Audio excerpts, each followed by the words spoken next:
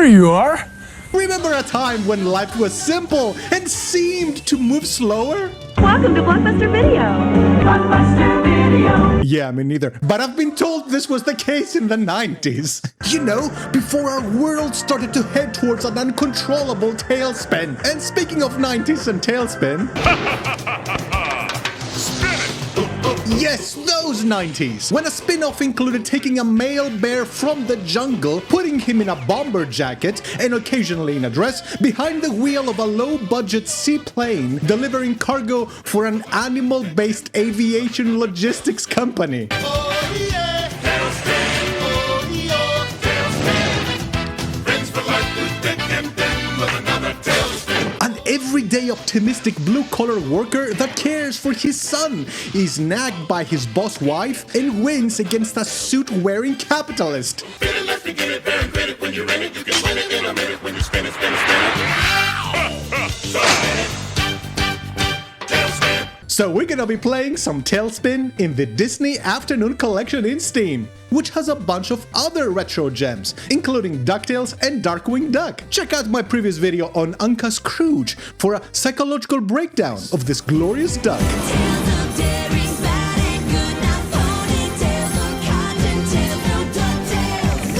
It was very well received. All two people thought so. I didn't want to give that spoiler at that time, but Kid Cloudkicker, Baloo's son, is actually present in the DuckTales reboot. Ah, Kid Cloudkicker, what do I have the pleasure of stealing from you today? I'm sorry, what's that? I missed your cool speech, I think. Can you get closer and do it again from the beginning word for word? I said, spin!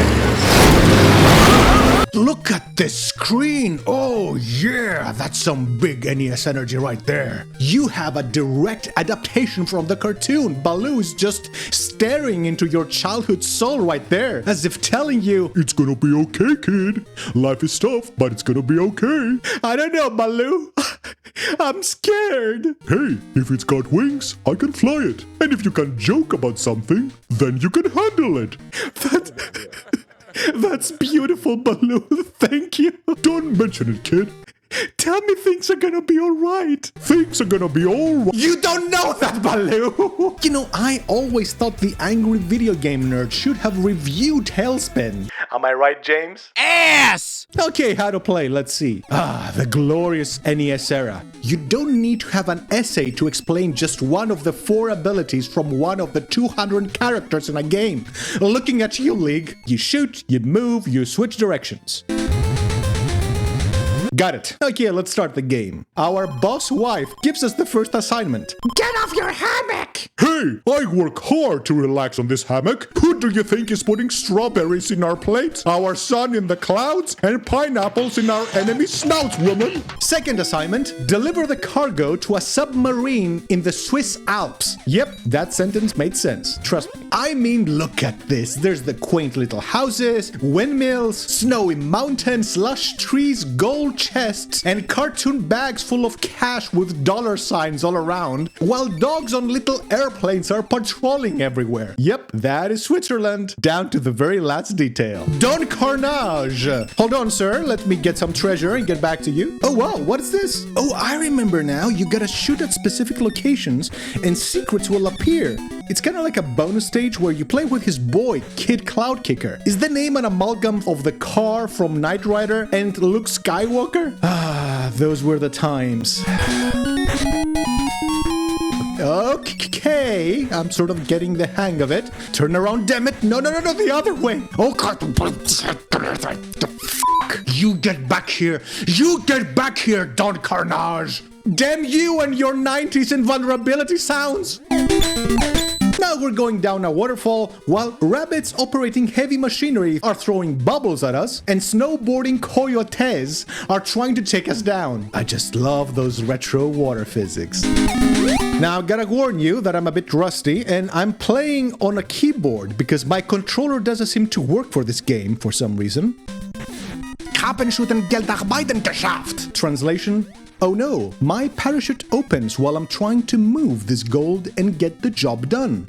crap! Now this is new. Aerial submarines equipped with helicopter blades and underwater propellers and exhaust pipes operated by helmet-wearing dogs. Say what you will about Capcom, they know how to weave a tale of a country. I perform some eloquent and gracefully executed maneuvers to gather the plunder, and the ship is ours. Okay, I got it. Easy as pie. Oh, God dang it! Come on, I got it. Pick up the balloon fruit. No. NES games with a PC controller, come on, cut me some slack. Too good for you, mate. The open sea. A moment of calm and tranquility. And you know what that means in retro games? Boss incoming! Oh, another submarine! Just off the coast of the Swiss Alps. Of course! Come on. Ow! Come on, hold still. Come on, buddy. Ow! Don't you throw missiles at me, you Metal Gear wannabe. Come on. Just one life. Let's go. Yes. Smoke away. Take that, Switzerland. Job well done. Load bonus. Okay, 17 loads. Who's gonna take my load? Okay, this is the power-up shop with Wildcat. I have 17 loads to give. Here we can buy new engines, giving us a speed boost, rapid shots, extra plane durability, which is not a terrible idea because this plane seems to be maintained by duct tape and optimism. No, that's not a reflection on you, Wildcat. You're a perfect mechanic. This was the age of MacGyver. So duct tape and optimism is right on theme, buddy. You know what? I'm not super confident playing with a keyboard, so I'm just gonna buy the rapid shot and some continues while I'm getting the hang of it. Onward to the second mission, which is the Yankees baseball stadium. Oh boy! We got instructors throwing balls like mortars, bananas and money bags lying around, moles in helicopters spawning drones or something.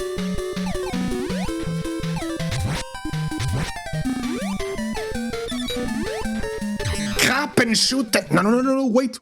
We are in New York now. Hey, Chief, I'm flying! Yeah! And of course, the boss mascot being a sentient baseball that blows up, revealing an underground cave system to what I only presume is the path to the toilets. I've never been to a baseball stadium before, so I assume this is 100% accurate. Labyrinthine corridors? Check. Floating mines? Check. Secret holes with "in" written on them? Oh yeah. These are the toilets in a baseball stadium, alright. Damn you, Capcom, and your fixation on perfection! This game takes me back. This is so damn retro that with every level played, I feel like my modern Asus gaming laptop is growing a CD-ROM port out of nowhere, which will then turn into a VCR, which can then turn into a floppy disk reader. And after this last mile, the baseball robot boss is rushing in to meet us. Don't you 90s gal my missiles away. The sentient baseball will move from side to side in perfect invulnerability. I don't think evading him below is actually forcing him to reveal his weak spot, but in any case, after you dodge him a few times or you fly too high, he will become the Decepticon he really is and allow you to put in a few good shots. Yeah, that's it. I got it. Oh, I'm flying here. After a brief visit to Wildcat to refuel, we buy some goodies and commit several safety violations as to which assault weapons a seaplane can actually equip. And then we move on to the third stage, where Baloo is testing his flying skills by navigating through a lightning storm. And of course we have some rather inventive enemies here, including the robotic razor fins that can home in on you with the determination of Deadpool diving towards a chimichanga, foxes with parachutes throwing pokeballs, and of course descending light bulbs. Man, I had no idea how much paratrooper foxes hate flying bears or something. And yes, I know that these are also supposed to be bombs falling with parachutes, but they really look like light bulbs. And after navigating through the storm, you reach this terrible duo, this god-forsaken effing piece of crap. The trick to avoid their burst is to move towards them, towards the edge of the screen, within a very narrow time frame. They are invulnerable during this move, which is, by the way, 90% of the fight, and then when they merge together, they become vulnerable, and you have to make the most of their vulnerable state. Because I gotta tell you, I can hardly get more than a couple of shots on them before they go on them their, obsessively choreographed ballet of death. This was not an easy boss fight for kids back in the day. I mean, people today with rewind states and save emulators don't understand the psychological damage this caused back then. Okay, check this. I'm gonna use the rewind option. Imagine that you're a kid in 1991 playing this. Just look and tell me.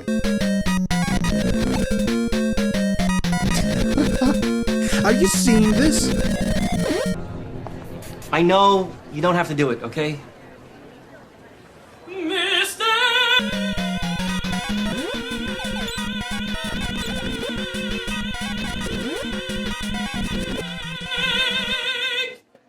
Yeah.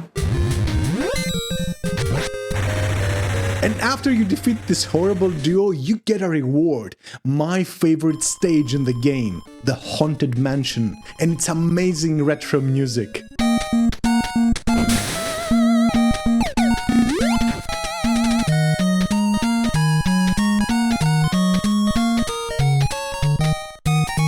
It kinda sounds like the King of Ghosts opened a jazz club in the Resident Evil mansion. Yet another Capcom game. And these stupid hands reminds me of the Looney Tunes game. I always lost a bunch of my lives here.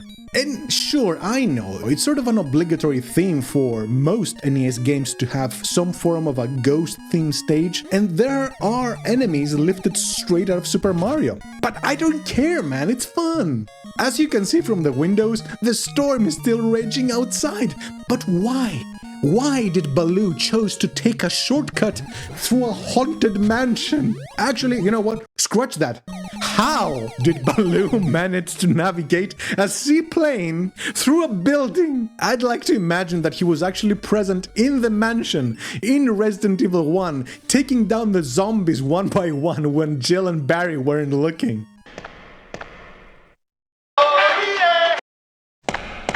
Captain Wesker, where's Chris? Stop it! Don't open that door! But Chris is...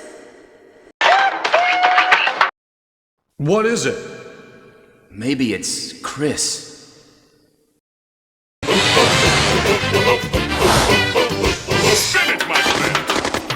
And after taking down a few boos, here it comes.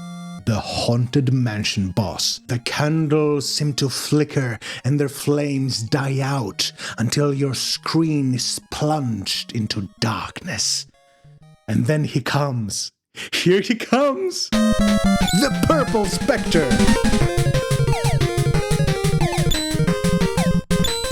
The supposed proprietor of this haunted jazz club mansion. He's such an awesome looking ghost with style that should have done a cameo in Ghostbusters. His hands are, of course, equipped with the power of the 90s invulnerability sounds, and you can only hurt him in his amethyst-encrusted bow tie. I have so many childhood memories and family snapshots in my mind anchored with many old retro games. Mario and Luigi are doing what they can. From Super Mario 1 on NES all the way to Abe's Odyssey in PS1, but especially with this boss. Even now, just for the sake of it, I do a few extra flybys this one, just to relive those times, while the Purple Spectre is tap dancing his way in my memories. Be well, buddy.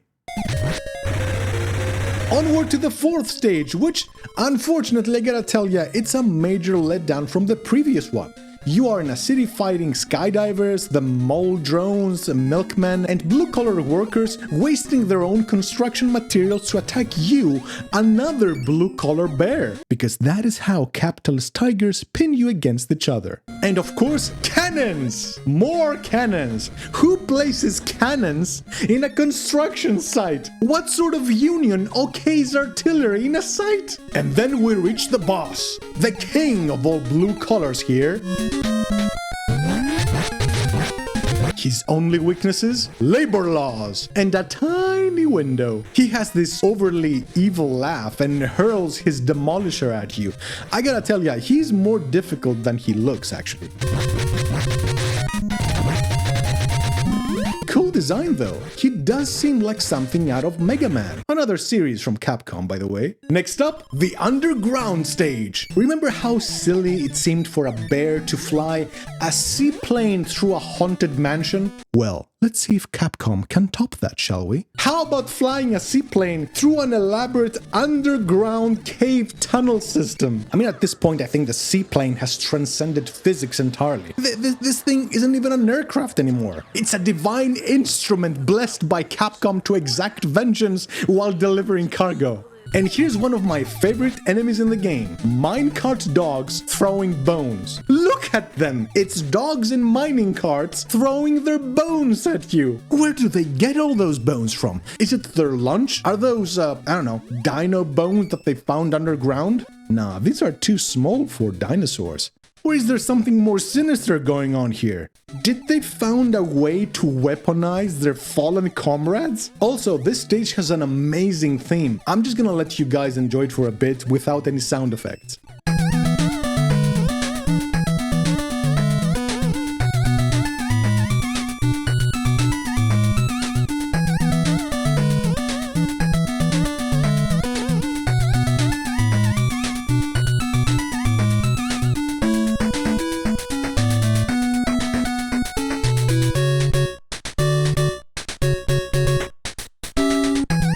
This stage's boss is probably the stupidest in the game. It is a rabbit in a machine throwing rocks at you. He emerges every once in a while to hit you, but these damn stones are in the way.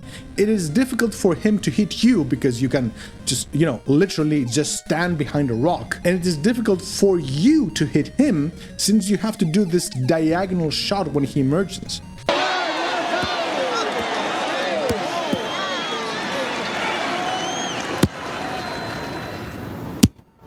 Boring! Bad rabbit. Bad. You might want to look away for this.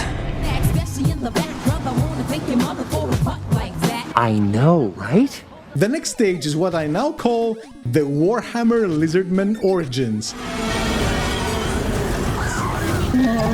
You are in this deep, lush, dense forests of Lustria. You got the primitive Saurus warriors hurling their spears at you, wannabe skinks on birds, and animating totem poles. And they're all trying to stop us from delivering... Actually, what kind of cargo do you deliver? The game never told us. What is inside Baloo's plane that is so important that these reptiles deployed their entire civilization to stop him? Given that we are a family of bears, I don't know, man, maybe it's a Nurgle-infested horse meat from Kislev, courtesy of the Grand Patriarch or something. And I know what you're thinking. Jimbo, there is just no way I can see the connection between this stage and the Lizardmen from Warhammer. Okay, I hear you, buddy, loud and clear. How about this? The final boss is... a giant Croxigor ancient on a jewel-encrusted pyramid using slant fire magic from his eyes while Spearsaurus are on a rampage below you. I rest my case. After we plunder all the gold from Lustria, we are bursting with loads. So we visit the shop to buy every available power-up, extra speed, durability, rapid shots, everything. This plane is actually now less cargo delivery service. Nothing can stop us now! And more like a divine instrument of judgment held together by chewing gum and banana peels, loaded with machine guns and extra plating. And we move to the final stage. This is more like Baloo's aerial dogfights in the show. It is actually a pretty short flight, where you meet Don Carnage. You know, the guy that dropped in the first minute of the game like a Dark Souls boss? He flies rapidly around and shooting the ever-living crap of bullets. And after you take him down, you move on to the Doomship. Oh yeah. Do you hear this? This is what gaming dopamine sounded like back in the 90s. By the way, I don't know about you guys, but I'm seeing a Skaven logo on the propeller, meaning that the engine is powerful, but quite prone to explosions. Come on, take it. I've been saving my best loads for you, Doomship. Take it and smoke away when we finish. In the end screen, Baloo and Kit are discussing how awesome Baloo is, and that the tiger capitalist will never defeat him in the skies. Kit's face is strange. He looks like he has one eye closed, like he's struggling or squinting or something, probably from all the random loads or sliced fruit that we've been gathering. Also, don't spill that grape juice, buddy. You know how many grapes I had to gather for that? Hold on, what? What? He wants to acquire this failing cargo delivery business? Really? That is his master plan. The master capitalist tiger of the 90s wants to acquire a struggling cargo delivery business? Acquiring a plane sealed with duct tape to deliver cargo in haunted mansions and lizard-infested rainforests? Okay, I'll play along. Uh-oh, I don't like the sound of that. But what if he did actually acquire this delivery service? Here it comes. Where can he find a maniac stupid enough to run this terrible business in the future? Good news, everyone!